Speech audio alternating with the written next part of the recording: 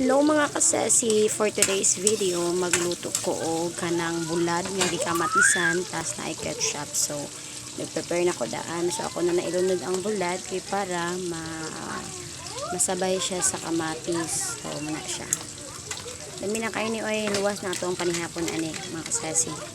Ketchup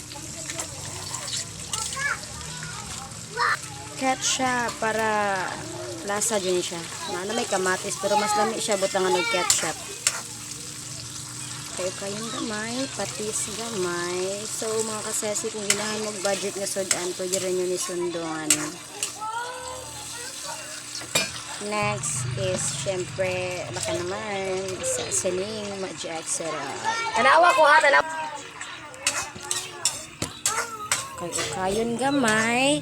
Basta ako maisulti rin ninyo, daghan na kayo mahurot nga bahaw. Suka gamay, nagmelt sa daig kong kamay kay para na di lamig ba, pero narigya po na ninyo kung inyo na siyang kanang batangan o kanang gamay lang kamay ba, kung ginahan magtamis-tamis gamay. So wala jud nakakuan ang mga sesi ninyo ba nga ketchup as kanang sugar gamay, brown sugar, and then ano na siya. Yes, this is the result. So that's all yummy for today's video. Good evening all.